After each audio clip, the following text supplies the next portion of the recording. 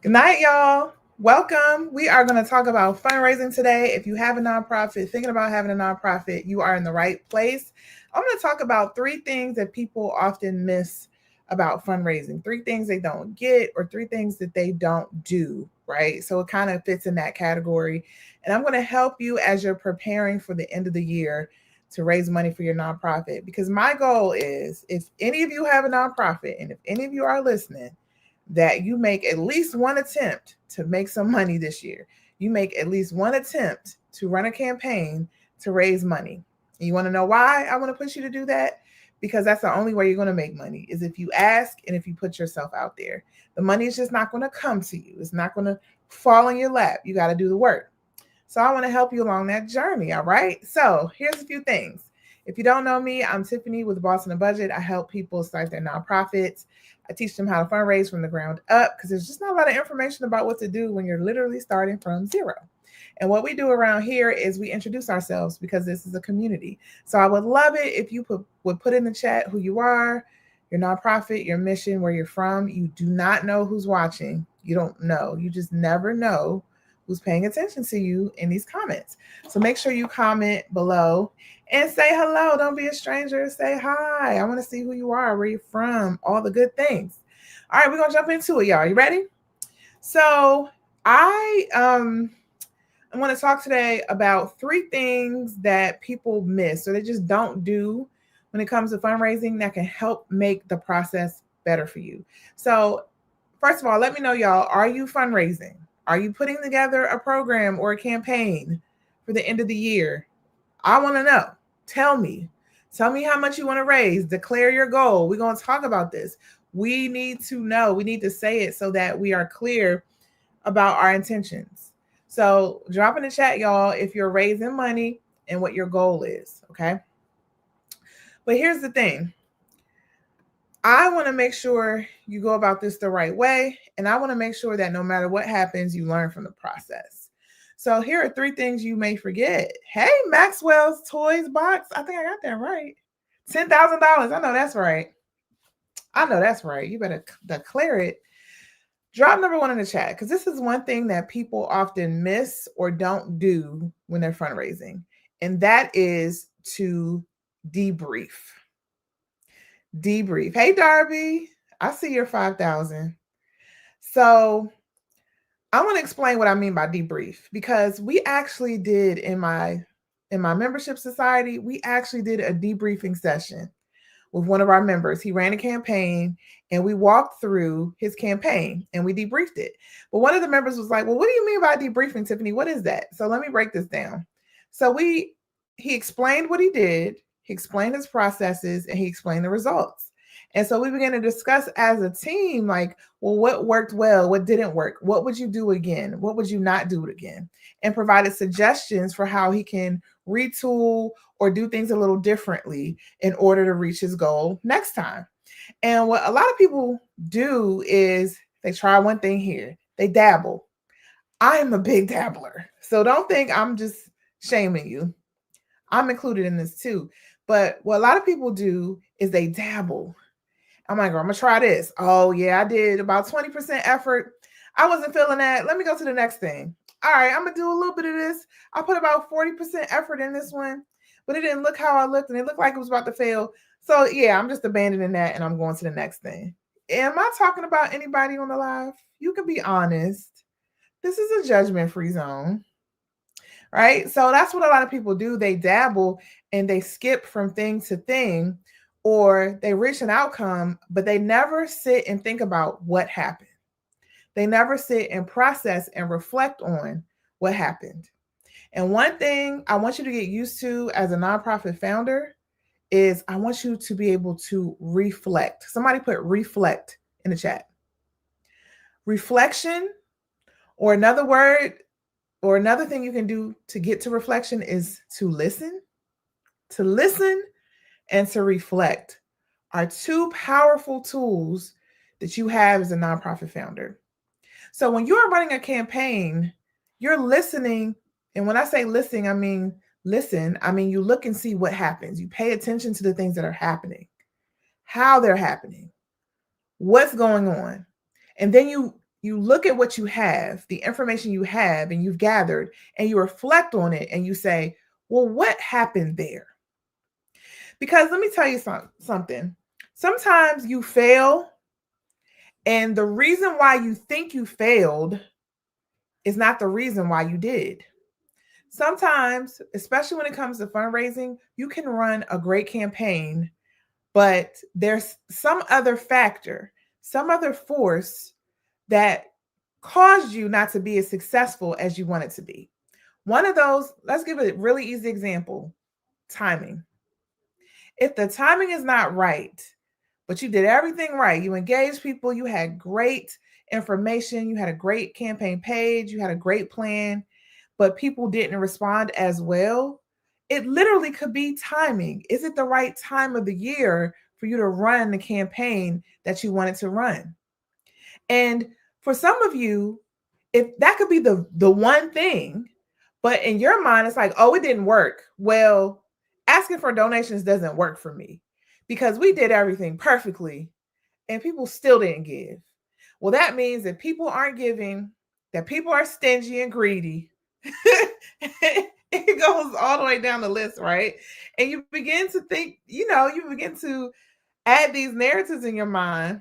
Oh my God. And you're like, what is this? I'm just not good at this. And one thing you got to realize is in your reflection, you can dig deeper. You can ask the probing questions to figure out what happened. And the thing that may have happened and in your execution may not be what you thought it was. And when you sit down and you slow down and start asking yourself, okay, what can we do differently? What should we try next time? Is this worth our time next time? When you slow down and you bring other people into that process, you'll discover some things that you didn't realize before. So the one thing that I love so much about our debriefing session for APP is that other people can provide their perspectives.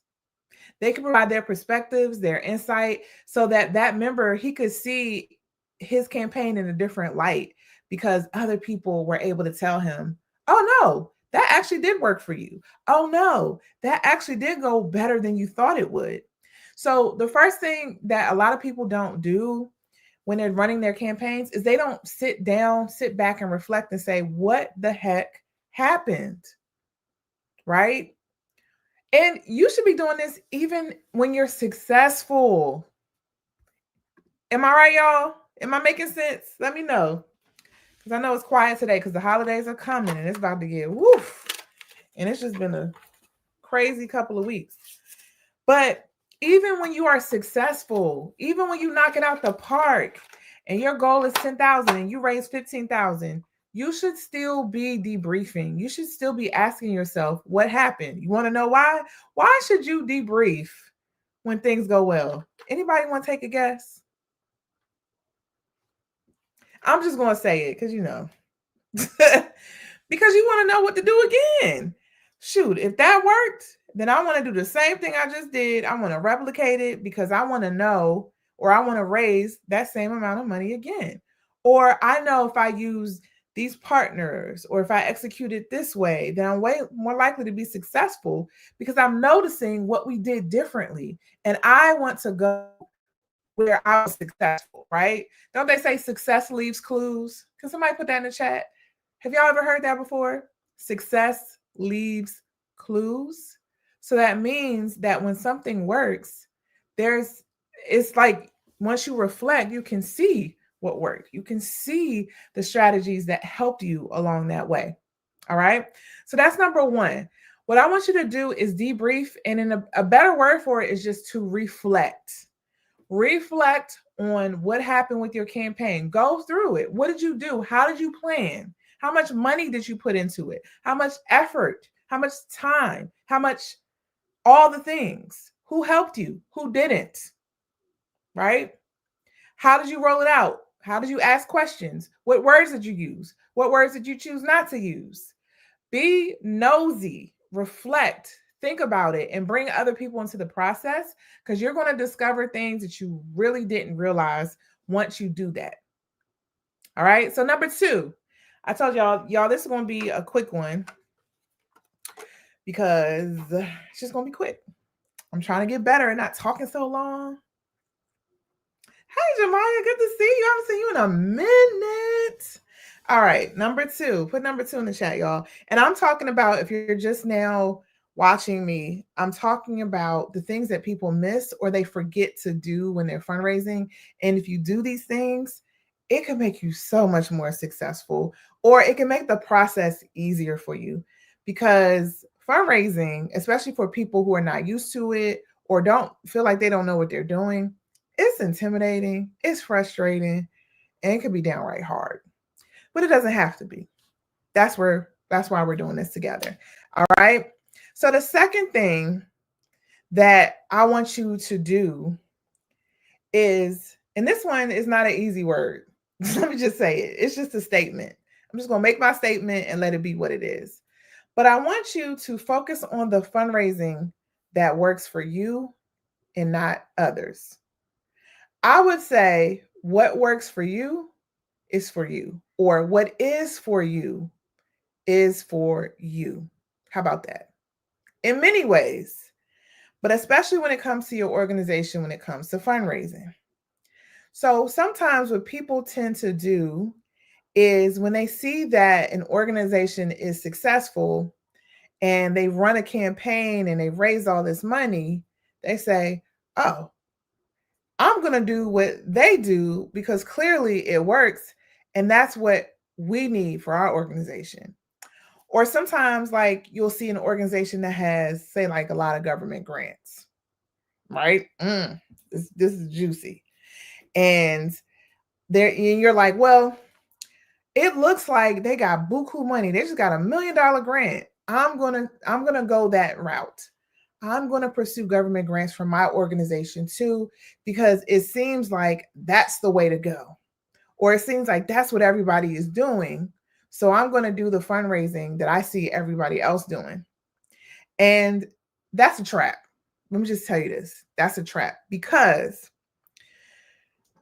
you always need to be looking at what other people is doing and using that in your assessment of what works for you.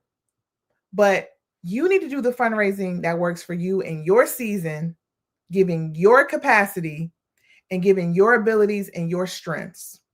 And there are some things that you cannot handle, or there are some things that are just not for you that you should not be pursuing. But because you see other people doing it, you feel like that's the way to go. One really clear example is events, galas, dinners, breakfasts. I don't know how to say that plural. Breakfasts. Breakfasts, y'all. Right? So a lot of people love to gravitate to events, and they see that people do it. Like, a lot of people do fundraising events. But you want to know, like, the dirty secret when it comes to nonprofits and events? Most of them are not profitable. In most of these events, people are not making money. They're not. I'm just telling y'all, you don't believe me? Look it up. Consultants talk about this all the time. Consultants, for fundraising, push people away from events because they're time consuming, they're expensive, and they often don't give you the money that you need. But what happens is you see what somebody else is doing, and it's a great event.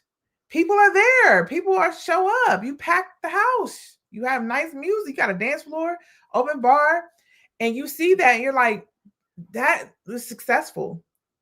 But you don't realize that an event that raised $150,000, they made $10,000 profit. They only had $10,000. They did all of that just to raise $10,000. And you got to ask yourself, is it worth the effort? Is it worth the time? Because I'm small, I'm new, I got a small set of supporters. Is it worth our time to design an event, go through all the rigmarole, and we spend months on doing this event, and we can't even concentrate on the work we're doing because we're so busy trying to manage an event, which is a whole thing in itself. So just because somebody else is doing it does not mean it's for you when you're fundraising. You need to consider your size. You need to consider where you are with your work. You need to consider your track record. You need to consider all those things and decide what is the type of fundraising that works for the work that we do right now. Can I give you another example? So, if your programming requires, like, you give out money to people, or it requires you purchasing a lot of equipment, or it requires you to purchase property, right? What you're trying to do, what you're trying to raise money for, is for like things like property. Then you should not be only seeking grants, because most grant funders, especially when they're looking at new and small organizations, are not going to give you money to buy a piece of property. They're not going to give you money to pass out money to other people. They're not. But we get so caught up in, oh, grants, grants, grants. Everybody's getting grants. I need a grant because they're getting a grant. But a grant is not going to help you reach your goal.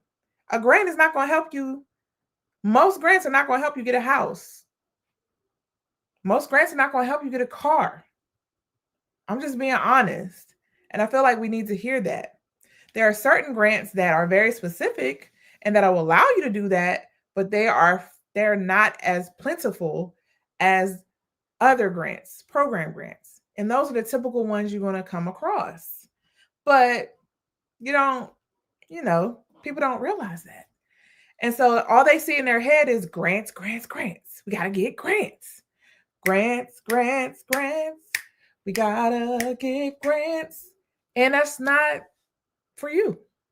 So what I want you to know is that what's for you is for you.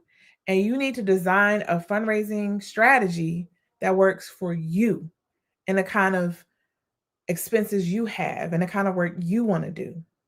Right? So if you're small, think about donations, because from people, cash from people, because that's some of the most flexible money out there. There's very little restrictions attached to you raising money from people, you asking them to support your organization. That's why I harp so much on peer-to-peer fundraising, because it's very unrestricted money. You can move the way you need to move, right?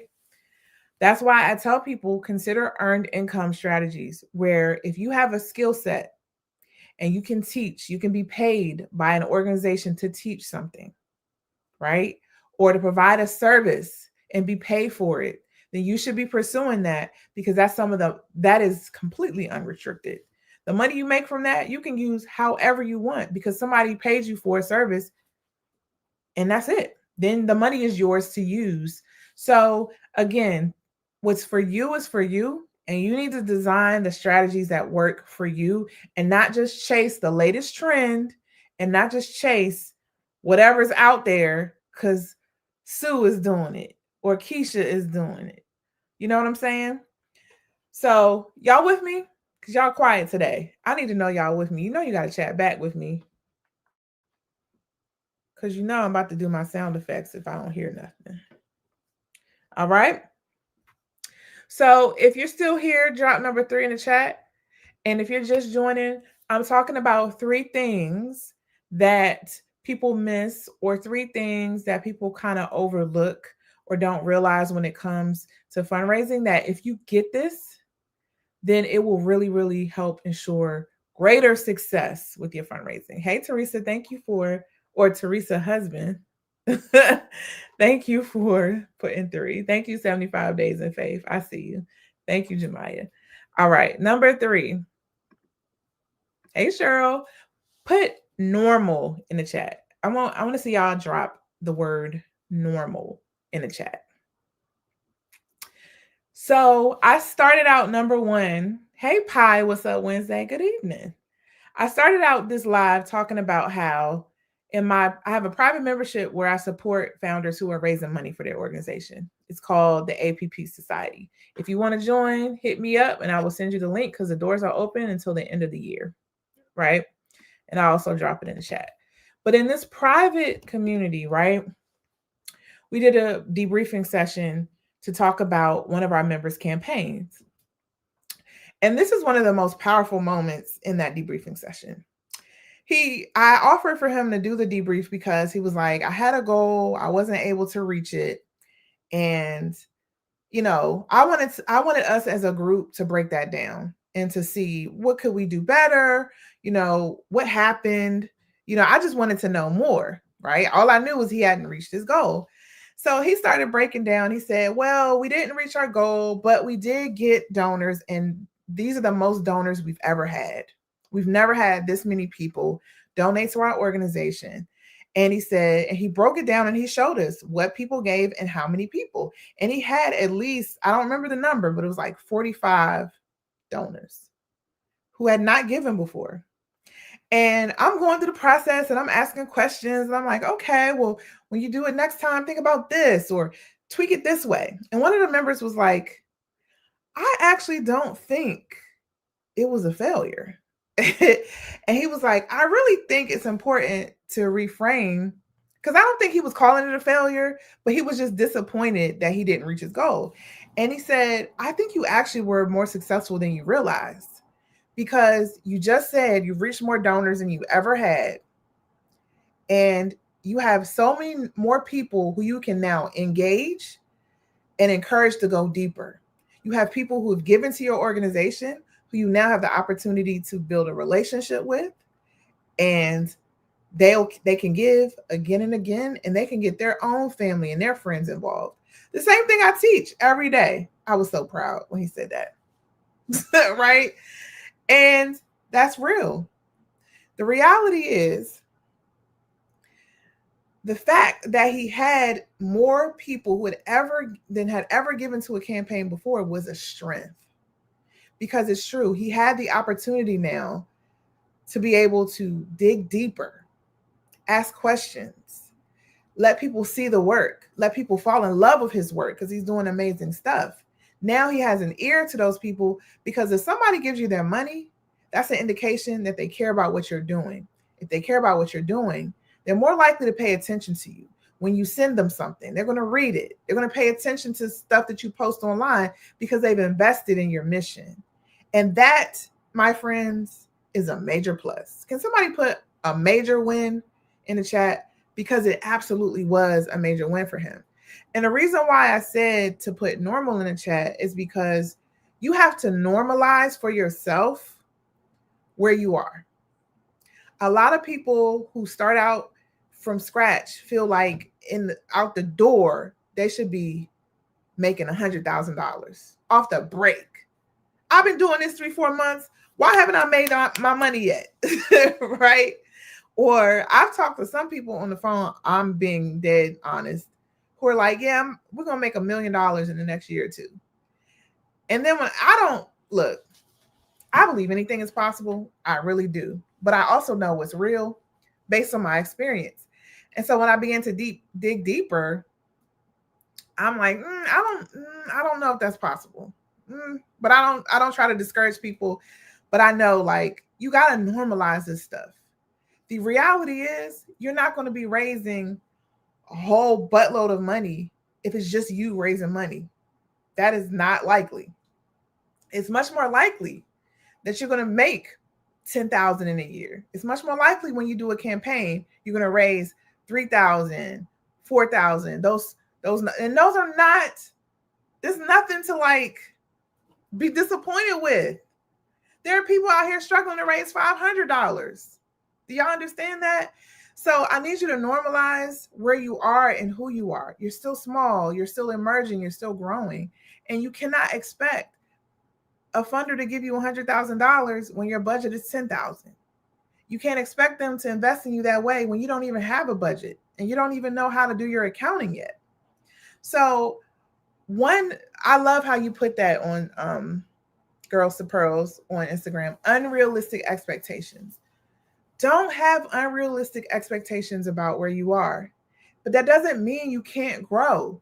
That doesn't mean you can't scale. That just means when you raise money and it's only $1,000 and it's only $5,000, what you don't realize is that may be completely normal. There are some organizations out here who have been, in operation for years and years, and they run campaigns and they make $1,000 and they make $3,000, right? And so what we tend to do is when it doesn't reach the goals we set for ourselves, then we create the narrative that we're a failure. When you could be absolutely unrealistic. So that I just wanted to bring that to your attention because I just see people beat themselves up a lot in this nonprofit space. And I wish you saw what I saw. Because you know what I see? Because I've been there. I've been in a situation with an organization that was literally built from the ground up, and the founder was using all of his money to pay for things. So I know what it's like, right? I wish you saw how amazing you are, the fact that you're doing anything. Do you know how hard it is for anybody to have an idea and actually execute it? Do you know how hard it is for anybody to have an idea to execute it when they're working a full-time job, when they have a family, when their family really doesn't support them or don't understand what they're doing? When people say they're going to support and then they don't? When people say, oh, that's nice, and that's all they say? Do you understand how amazing you are? The fact that you keep going and you raise money despite that, and you actually provide a service, and you're actually touching people and changing people's lives. And in your head, it's like, well, it's not 1,000 people, or I'm not making 100,000 a year. In your head, you're saying to yourself, it's not enough. And from my perspective, I'm saying you're amazing. Because there are so many people who refuse to do what you do.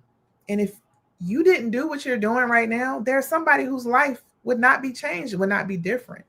So I need you guys to bring yourself back to reality, that what you're doing is working. For a lot of you, what you're doing is working. It's what to be expected. You're not going to be successful at everything out the gate. You're not going to run everything perfectly. That's not the point. The point is not for you to start and for everything to go well. That is not the point. You have to fail. How else are you going to learn? You have to try something and it bombed. How else are you going to learn? How else are you going to pay attention to the things that you need to pay attention to unless that happens, right? So that's all I had, y'all. I'm not going to chastise y'all no more, but I want you to see you like I see you. When you feel down about your nonprofit journey, just remember, I see you in such a different light. I see you as a unicorn. I see you as visionaries. I see you as powerful, impactful people, because you are. And it's time for you to see yourselves that way. It's time. No problem, Cheryl. Absolutely. So I said I was going to be short today. Let's round it up real quick. Tell me what one thing you're going to take away from this live in your nonprofit journey. I want to hear from y'all. But this is what we talked about today. 3 things that people miss with fundraising that can help them be more successful. The first thing is people don't reflect on their campaigns. They don't think about what worked, what didn't work. They just keep going to the next thing, or something doesn't work the way they want it to. And they don't think about the fact that it actually did work. They just need to tweak one thing. That's number 1. Number 2, people aren't doing what works for them. There's a certain kind of fundraising that works for you based on who you are and your capacity and your abilities. But you chasing what everybody else is doing, thinking that that's what you should be doing, when you need to devise a strategy that works for you. And then finally, number three, you got to normalize this. Understand that you're literally starting from scratch, and you're not doing this for the money, because there is no direct money coming to you. And if you're going to get paid by your nonprofit, that's a long time down the road. So you're not in it for the money. So you can't make certain moves business owners would make in order to get things moving. Sometimes it has to be slow. It has to be slow. That's normal. Just because next year you're not operating at $200,000, that's normal. And a lot of times the people who scale really fast and make a lot of money really fast, that's abnormal. I just need you to know that's abnormal, right? People who out the gate, they making millions of dollars. That's rare. It happens, but it's rare. So stop beating yourself up. I like that. Girls to Pro said, I need to do what works for me within my budget, not what someone else has done. Yep. Teresa Husband said, I have to believe I can do it. Belief is my reality. Yeah, absolutely. All right. So thank you guys so much for watching tonight. I know we're heading into the holidays. Just be good to yourselves, be good to your families, take care of yourselves, be safe. I will be back on here next Sunday. Yep, next Sunday. And I will see y'all then. Bye. See ya.